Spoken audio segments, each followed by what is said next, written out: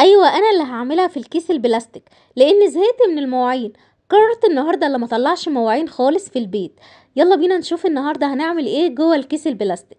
حضرت معايا كيس بلاستيك يكون نضيف، وبدأت ان انا انزل ببضاية وعليها كيس من الفانيليا ورشة من الملح، وبعد كده نزلت بمعلقة كبيرة من السكر، وهحط كمان معلقة كبيرة من النشا، وهحط معلقة صغيرة من البيكنج باودر، وبعد كده حطيت معلقة صغيرة من الخميرة، ونزلت بكوباية من المية، وهبدأ اضرب كل الحاجات اللي انا حطيتها ديت كلها مع بعضيها كده جوه الكيس البلاستيك.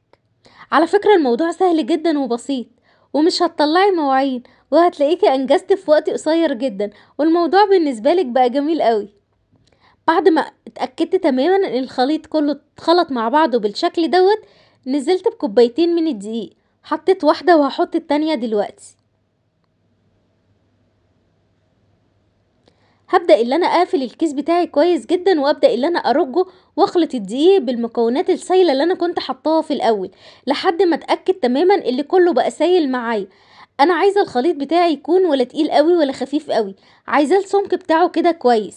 وطبعا المقادير اللي قلتلك عليها هتطلعهولك مظبوط بالملي، يعني كوبايتين الدقيق عليهم كوبايه من الميه، ما تزوديش ولا تقللي. افضلي قلبي كده في الكيس لحد ما تتاكدي تماما اللي كل اللي جوه الكيس اتخلط كله ببعضه.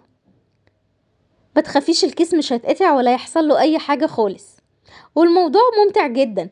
احلى حاجه في الموضوع اللي ما طلعش مواعين ولا طلع اي حاجه خالص. الموضوع احلى من ما يمكن. خلاص كده خلصت كل العجن بتاعي وظبطت كده الكيس والدنيا بقت تمام.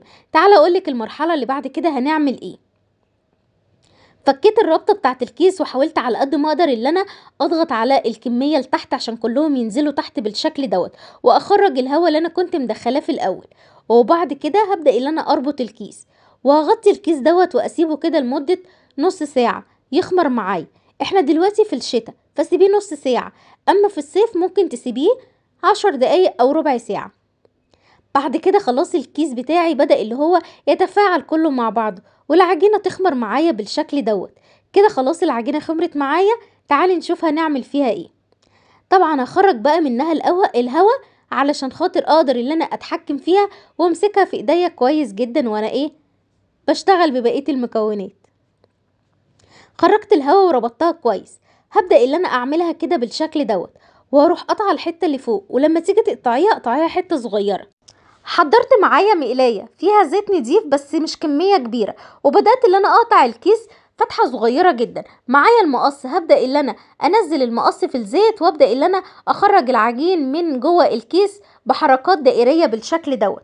وهنا كنت عملت لقمة القاضي او الزلابية، ايا كان المكان اللي انت ساكنة فيه وبتقولي عليها ايه، بس هي ينطبق عليها اسامي كتير. ممكن تقولي عليها لقمة القاضي او الزلابية. بجد حلوة جدا وسهلة وبسيطة، وعملنا حاجة حلوة وما خدتش مننا وقت. طبعا الزيت ما كانش سخن قوي، بس يفضل اللي انت تكوني مولعه على النار. هتبداي تنزلي بكميه ومش كبيره علشان خاطر الزيت ما يبردش معاكي بسرعه. هنديها في المرحله الاولانيه اللون اللي انت شايفاه، وهطلعها على مصفى بالشكل ده. وبعد كده هدي النار وانزل ببقيه الكميه زي ما عملت في الاول. وبعد ما خلصت خالص الكميه بتاعتي، ببدا اللي انا اقليها للمره التانية بالشكل دوت كده، واسيبها لحد ما تتحمر معايا. وزي ما انت شايفة كده، كلنا بيستصعب علينا الموضوع اللي احنا نعمل الزلابية، لان بتطلع اشكال غريبة جدا، لكن لما تعمليها في الكيس هتبقي متحكمة اكتر في الموضوع، وهتطلع كور صغيرة او كبيرة على حسب ما انت عايزة، وعلى حسب ما انت تقرري انت عايزة الكمية على قد ايه. كده خلاص لما قلتها للمرحلة التانية بدأت اللي هي تقرمش معايا. طبعا بتقليها في المرحلة التانية بعد ما بتبرد معاكي. حطيتها في بولات بالشكل دوت، وطبعا تقدري تحطي عليها الصوص اللي انت عايزاه. انا هنا حطيت صوص الشوكولاتة، وعملت كده شوية بصوص الفراولة، وكمان في نفس الطبق اللي فيه صوص الفراولة عملت شوية صغيرين على جنب بصوص الكراميل. وبعد كده طبعا المعتاد اللي احنا على طول متعودين عليها، اللي هي بصوص بالسكر البودرة او بالعسل. فعملت كده شوية بالسكر البودرة، وكمان عملت بالعسل، بس اللي كان متوفر عندي العسل الابيض. على فكرة هيدي طعم حلو جدا والموضوع هيكون بسيط. لو مش متوفر عندك يبقى هتعملي شوية شربات، كوباية عسل عليها كوباية مية، ترفعيها على النار، اول ما تبدأ تغلي تعصري عليها عصرة ليمونة وتسيبيها لحد ما تتقل معاكي، وبس كده.